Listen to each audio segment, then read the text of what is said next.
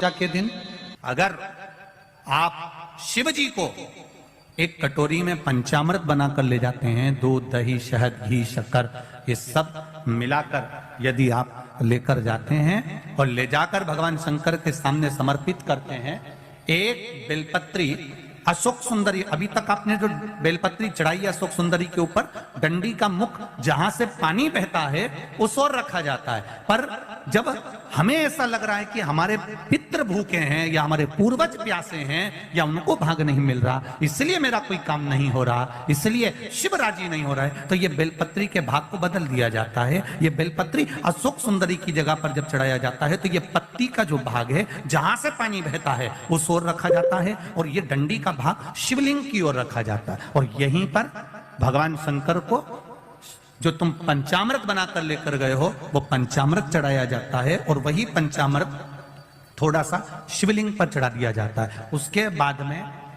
पितृ पूर्वज जल की आस नहीं रखते, न भोजन की आस रखते हैं, क्योंकि शंकर उनको तृप्त कर देते हैं, शिव उनको पूर्ण कर देते हैं। अमावस्या का दिन घर में यदि क्लेश उत्पन्न हो जाता है, आपका धन, आपकी प्रॉपर्टी, आपकी जमीन, आपका प्लाट, आपका दुकान, आपका पैसा यदि किसी ने कब्जा कर लिया और छोड़ नहीं रहा, प्रत्येक अमावस्या के दिन पीपल के वृक्ष के नीचे जाकर 2 दीप लगाइए घी के। दोनों दीप के सामने एक हल्दी का चावल, एक कुंकू का चावल का दाना रख दीजिए और स्वधा स्वधा स्वधा स्वधा 3 बार कह दो और स्मरण करो, हे हमारे कुलदेव, पितृदेव, शिवदेव, महादेव, कृपा कर कर मेरा जो जमीन है, मेरा जो धन है, मेरी जो प्रॉपर्टी है, मेरा पैसा लोगों ने हथिया लिया, देते नहीं। अपना गोत्र बोलकर स्मरण कर कर बाबा मेरा धन मुझे वापिस ला कर दो। एक अमावस्या पर करो, फिर अगली अमावस्या करो, ऐसे 2-4 अमावस्या करोगे। जिसने ले रखा है वो खुद सोचेगा कि मुझे क्या हुआ कि मुझे देना है, उसका पैसा चुकाना है, धन रखेगा नहीं। पितृ सुधा का नाम स्मरण करते से, जब हम सुधा सुधा सुधा सुधा कहते हैं, पितृ उसको स्वीकार करते हैं। जैसे अग्निदेव की धर्म पत्नी स्वाहा, क्या है, जम के बोलो जरा, स्वाहा। जब हम यज्ञ करते हैं सांकल ले देते हैं, ओम वैष्णवे स्वाहा, स्वाहा बोलते से ही अग्नि देवता की धर्म पत्नी उस भाग को देवताओं को देती है।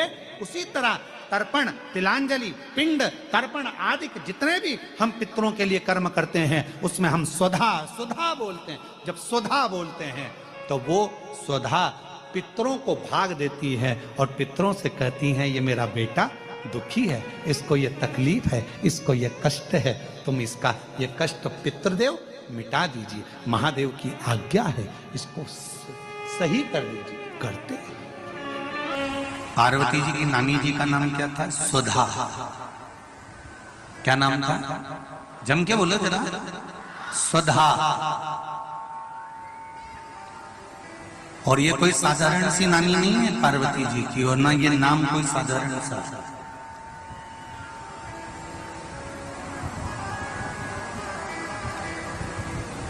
ये वो सुधा है जो पितरों की धर्म पत्नी है, और पितरों की धर्म पत्नी है। यदि किसी के घर में पितृदोष होता है और ब्राह्मण ने कहा कि इनके यहाँ पितृदोष है, 1 रुपए कमाओ 1.25 रुपए खर्च वाला काम चलता है, जरा सा बर्तन गिरा उसके पीछे विवाद हो जाता है, पानी गिर गया उसके पीछे विवाद हो जाता है, छोटी छोटी बात में जिसके घर में जरा जरा सी बात में विवाद हो जाता हो, या 1 रुपए कमाओ 1.25 रुपए खर्च होता हो, या घर का एक व्यक्ति बीमार होता है, दूसरा ठीक होता है, तीसरा बीमार पड़ता है, चौथा ठीक होता है, 5वां बीमार पड़ता है, एक ना एक घर में बीमार चलते रहते हैं, या 1 रुपए कमाने पर सवाया खर्चा हो रहा हो, घर में 1 रुपया भी जुड़ नहीं रहा हो, आया और गया, आया और गया, या किसी न किसी बात में घर में क्लेश हो रहा हो, तो समझ लो कि ये 4 लक्षण पितृदोष के हैं। ये 4 लक्षण पितृदोष के बताए। अब इतना क्लेश होने पर, घर में धन नहीं आने पर, घर में रोग बढ़ने पर करना क्या चाहिए? तो शिव महापुराण की कथा कहती है, पार्वती जी की जो नानी जी, क्या नाम है जरा जन के बोले, स्वधा,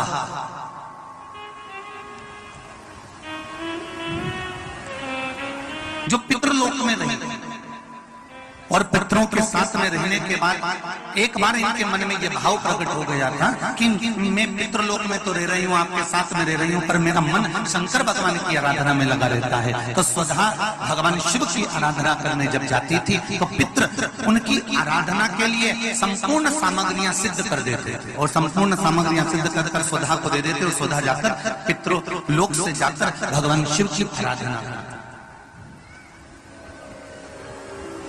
पहले की अगर आपने कथा सुन रखी होगी टीवी के माध्यम से, आस्था के माध्यम से या फेसबुक यूट्यूब के माध्यम से, तो आपको कहा था शंकर भगवान को जल चढ़ाने से 3 दोष समाप्त हो जाते हैं। पहला पितृदोष, दूसरा कालसर्प दोष और तीसरा वास्तु दोष।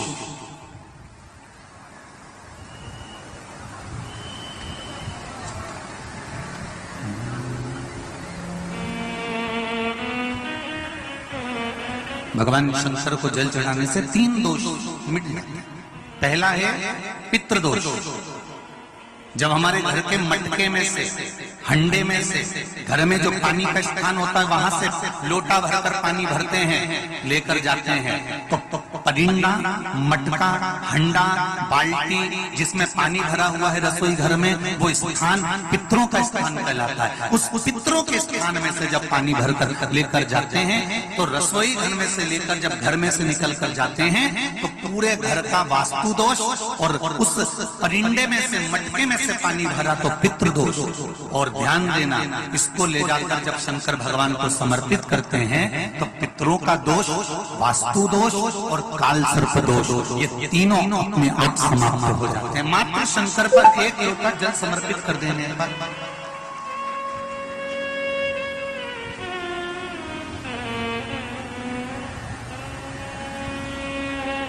केवल 1 लोटा जल चढ़ाना। शंभो शरणे मां घड़ी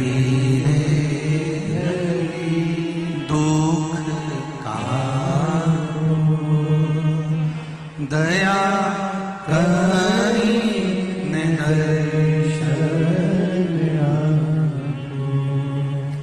दया करी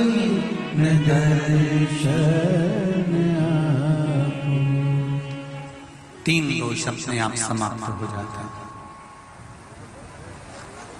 स्वधा शिव जी की पूजन कर रहे,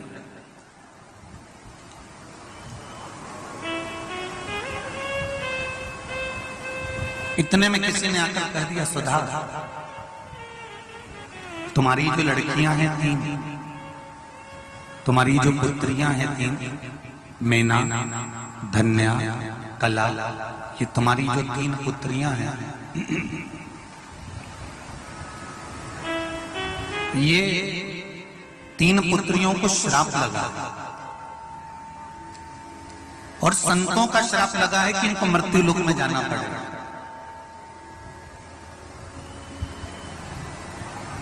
स्वधा ने कहा, यदि मैंने शिव की आराधना करी है, यदि मैंने शंकर भगवान की आराधना करी है, शिव की अर्चना करी है, शिव की पूजन करी है, शिव की आराधना करी है, तो मैं ये विश्वास रखकर कह देता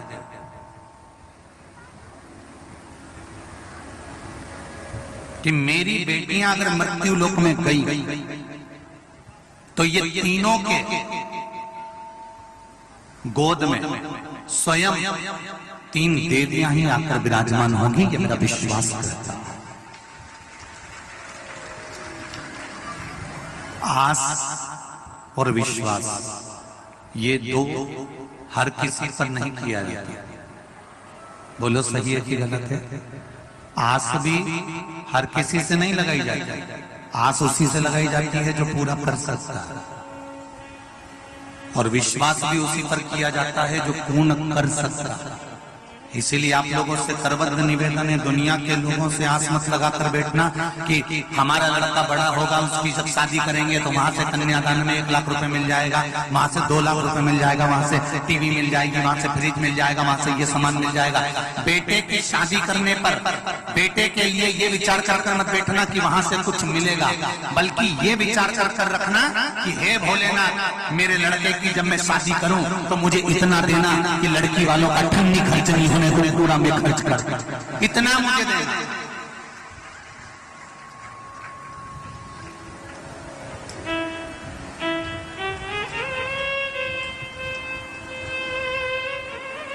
हम क्यों लड़की वालों से आस लगा कर बैठे कि लड़की वाला आएगा तो लड़की वाला फ्रिज देगा, तो लड़की वाला टीवी देगा, तो लड़की वाला LCD देगा, तो लड़की वाला ये देगा, तो लड़की वाला क्यों? और दुख यही चालू होता है। इतनी आस लगाकर बैठी थी और लड़की वालों ने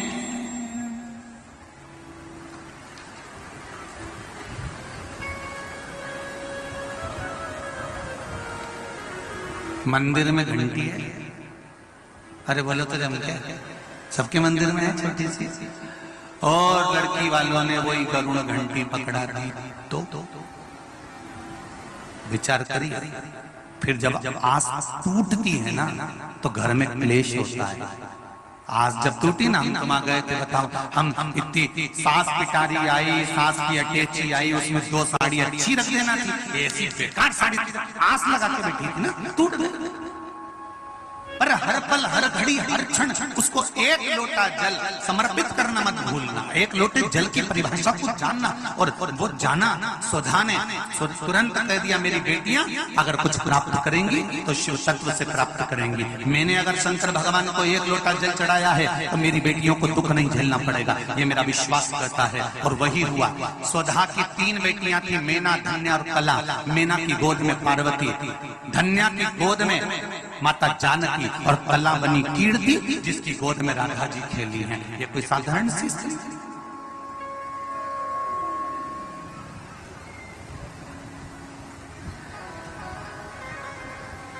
अगर घर में पितृदोष है, वास्तु दोष है, काल सर्प दोष है, और तुम्हें लग रहा है कि मैं 1 रुपए कमा रहा हूं, 100 रुपए खर्चा हो रहा है, या फिर घर में क्लेश बना हुआ है, या घर में बीमारियां बढ़ी हुई है, तो एक काम करना प्रारंभ कर दो।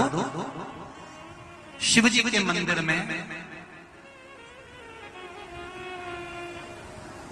एकादशी के दिन जब आप जल शंकर को चढ़ाने तो रोज ही जाते, जब एकादशी का दिन रहे और शंकर जी के मंदिर में आप जल समर्पित करें तो 3 बार मुख से स्वधा स्वधा स्वधा या स्वधा स्तोत्र का पाठ, जिसमें 12 श्लोक ब्रह्म वैवर्त पुराण के अंतर्गत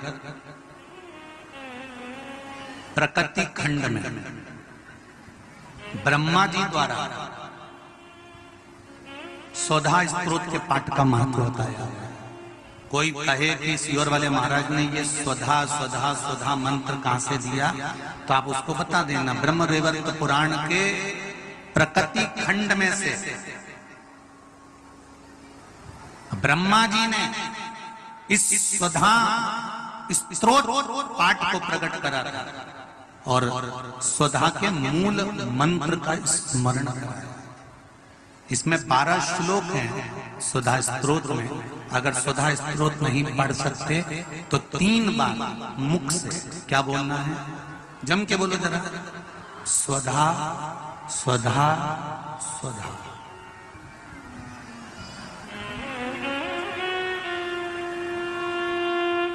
पीछे धा है, हा नहीं तो तुम स्वाहा स्वाहा स्वाहा कर। पीछे क्या है, धा, धनुष वाला। फिर से एक बार बोलिए, 3 बार, स्वधा स्वधा स्वधा। और एक बात और ध्यान दीजिएगा,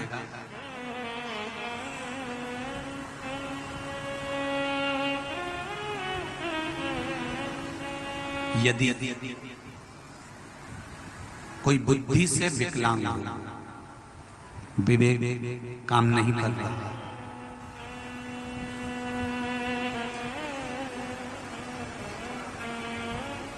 अगर विवेक काम ना कर रहा हो, माइंड से कोई कमजोर हो, तो जब स्वधा के नाम से आप शंकर भगवान को जल समर्पित करें,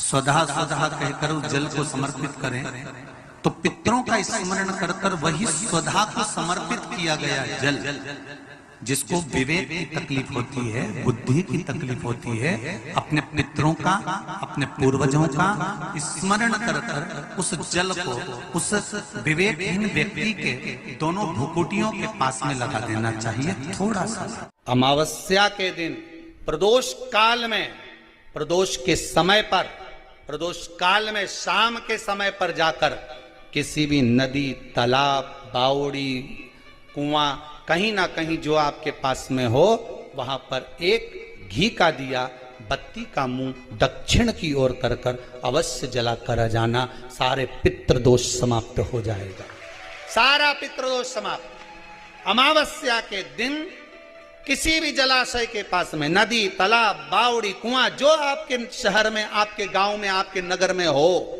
वहां जाकर लगा दे। अगर नदी, तालाब, बावड़ी, कुआं नहीं है तो पीपल का वृक्ष हो या बेलपत्री का वृक्ष हो या बट का वृक्ष हो, उसके नीचे लगा दो प्रदोष काल में, पर अमावस्या के दिन लगाएं जरूर। क्यों?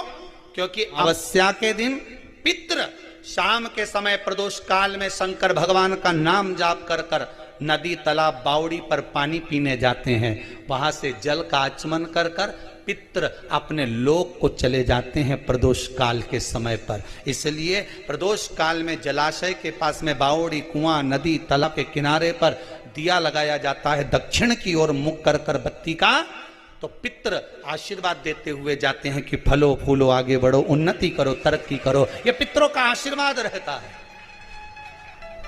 पितरों का वर रहता है, आप देंगे उसको मिलेगा। पितृदोष है, ये आपको कैसे मालूम पड़ेगा?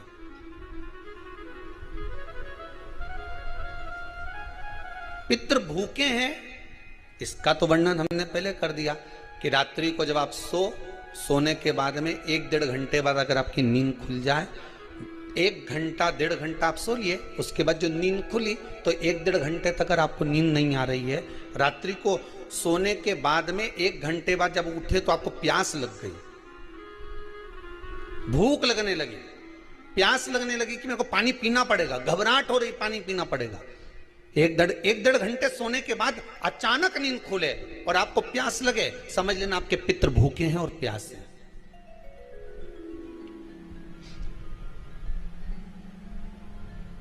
वो भूखे और प्यासे हैं, उनको जल की जरूरत है।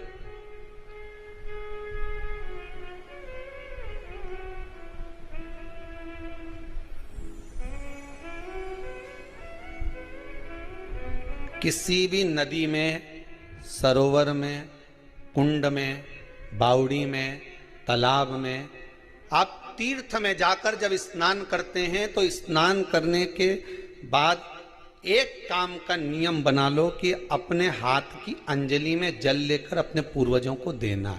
प्यासे रहते हैं, भाग मांगते हैं,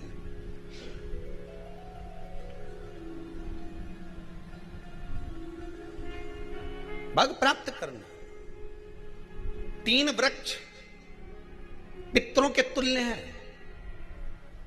पहला पीपल, दूसरा बट वृक्ष, तीसरा बेलपत्र का वृक्ष, ये पितरों के तुल्य हैं। अगर आपको रात्रि में नींद नहीं आ रही है, ऐसा लगता है कि रात्रि को 1 घंटा 1.5 घंटा सोने के बाद कुछ गलत गलत विचार आने लगते हैं, नींद सुबह 3 बजे तक, 4 बजे तक नहीं आती, 4 बजे के बाद फिर नींद आती है, तो एक प्रैक्टिकल जरूर कर कर देखना। एक प्रैक्टिकल करने में क्या जाता है, प्रयास करने में क्या कुछ जाता है क्या? प्रैक्टिकल कर कर देखना। कि कहीं सीवर वाला महाराज झूठ तो नहीं बोल रहा, तो प्रैक्टिकल करने में कुछ नहीं जाए। 1 लोटा पानी लो, उसमें थोड़ा सा कच्चा दूध डाल लीजिए, बेलपत्री का पेड़ या पीपल का पेड़ या बट का पेड़, इन पेड़ के नीचे ले जाकर उस दूध को दोपहर में सुबह 10 बजे से लेकर 12 बजे के बीच में ले जाकर चढ़ा दीजिए। रात्रि को फिर ना आपको प्यास लगेगी ना भूख लगेगी, नींद एक बार लगी तो सुबह ही खुलेगी। प्रैक्टिकल करने में क्या जाता है? पानी डालने में तुम्हारा कुछ जाएगा? अरे बोलो तो सरी, हमें 10 रुपया का दूध जरूर उसमें, और तुम इतनी चतुर हो, इतना सारा दूध थोड़ी डालोगी, तो 2 चिल्ला डालोगे। कहाँ तुम इतना डालने वाली हो है?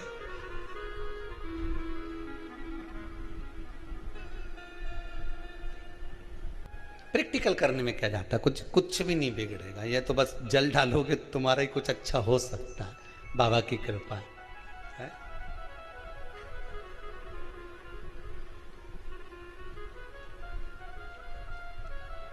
तीन वृक्ष पितरों के तुल्य हैं। पहला जम के बोलिए पीपल, दूसरा बट वृक्ष, तीसरा बेलपत्री का वृक्ष। तीनों पीपल के वृक्ष में 52,000 ब्राह्मण एक साथ निवास करते हैं, इसलिए पितृतुल्य है। बट वृक्ष ब्रह्मा जी के मस्तक से बना, इसलिए पितृतुल्य है। और बेलपत्री का वृक्ष माता पार्वती जी के अश्रु से बना। जब आंसू गिरे थे माता जगत जननी जगदम्बा पार्वती के, उस समय पर पितृलोक में हलचल उत्पन्न हो गई थी। हमारी नातिन की आंख में आंसू कैसे आ गए? मैनावती की पुत्री है,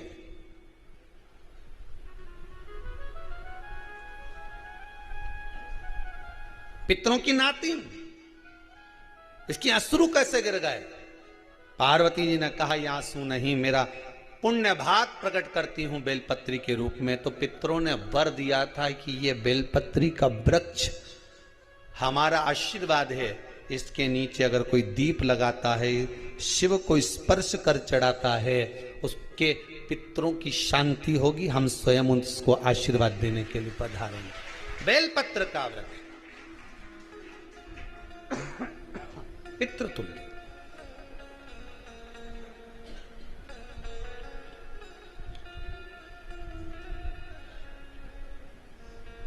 तो रात्रि को अगर भूख लग रही है, प्यास लग रही है, तो पितृदोष।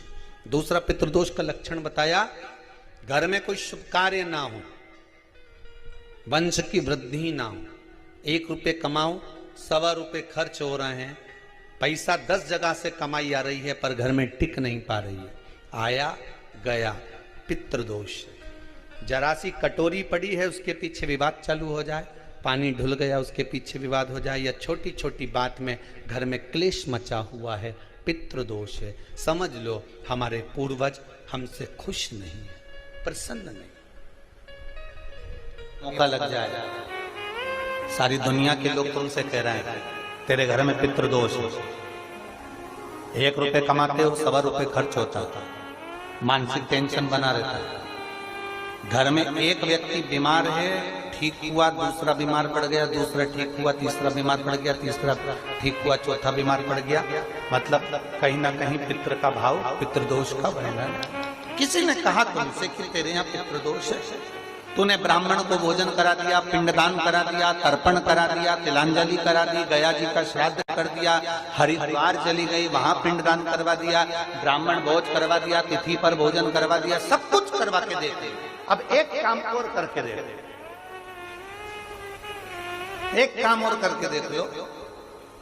जब तुम घर में भगवान शंकर की आरती, तुम्हारे घर में शंकर जी का शिवलिंग है, भले काय का भी हो, छोटा सा, भले सियोर का कंकर शंकर हो, नर्मदा का कंकर हो, चाहे शंकर पारक के हो, पीतल के हो, स्टील के हो, लकड़ी के हो, जिसके भी हो, लोहे के हो, पाषाण के हो, जिसके भी हो, शंकर का शिवलिंग अगर हमारे घर में है और आप रोज प्रतिदिन भगवान की आरती करते हो, प्रतिदिन, और आपको लग रहा है कि मेरे यहाँ तकलीफ चल रही है, ये ठीक ही नहीं हो रही, लगभग 1.5 महीना आप कम से कम 45 दिन डेढ़ एक महीने के करीब में ऐसा प्रयास करना कि भगवान की आरती शंकर भगवान के शिवलिंग की आरती करने के बाद उस दिए को भगवान के सामने मत रखो, उस दिए को उठाकर जहां तुम पानी का मटका रखते हो, हंडा रखते हो, जिससे तुम पानी पीते हो, तुम्हारे रसोई घर में जो पानी का मटका, हंडा, बाल्टी, आरओ का पानी जिस मटके में गिरता है, हंडे में गिरता है, जिसको हमारे यहाँ पितरों का स्थान कहते हैं,